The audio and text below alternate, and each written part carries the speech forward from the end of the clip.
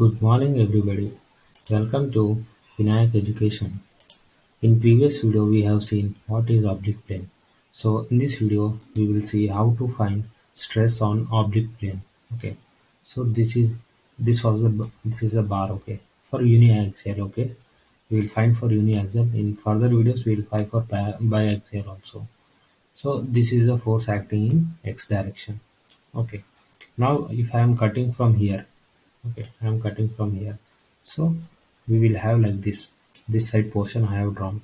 So there will be some resisting force, okay, when we will cut, so that resisting force will be equal to the external force applied. Okay, so this is the P, it will be there. Now we want to find the normal force and tangential force on this. Okay, so how we will find, because this is not the tangential or normal force. Why? Because here you can see this is the cross sectional area and this is inclined at some angle. Okay, so this is theta. So these two lines are parallel. So these two angles will be equal.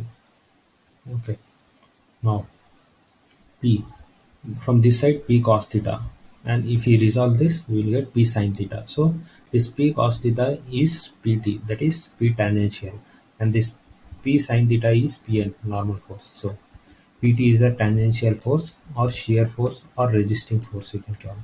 PN is normal component of resisting force. So this is resisting force, components are okay. So then we will find area. What is area? This is was original area and this is A dash and theta. So A dash equal to A by sin theta, and we know sigma equal to P by A. This is longitudinal stress. Okay, before it was there. So that was longitudinal stress. Now, what is normal stress? Normal stress is we can find by normal force by area. So what is normal force? P sin theta. Okay, this is P sin theta, normal force, and area is A dash. So substitute A dash, A by sin theta.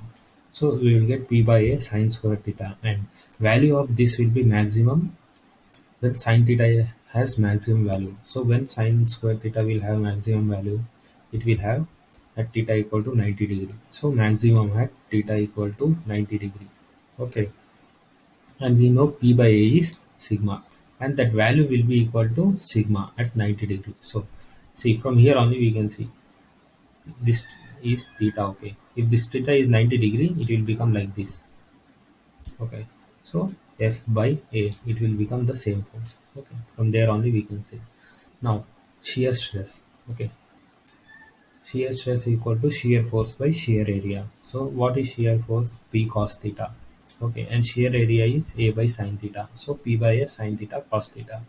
We know 2 sin 2 theta is 2 sin theta cos theta. So sin theta cos theta is equal to sin theta sin 2 theta by 2. So substitute here. Okay, sin 2 theta by 2.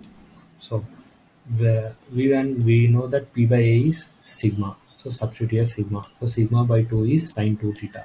And when this sin 2 theta will be maximum at theta equal to 45 degree. Okay, at theta equal to 45 degree we will be having the maximum, and the value of that will be sigma by 2.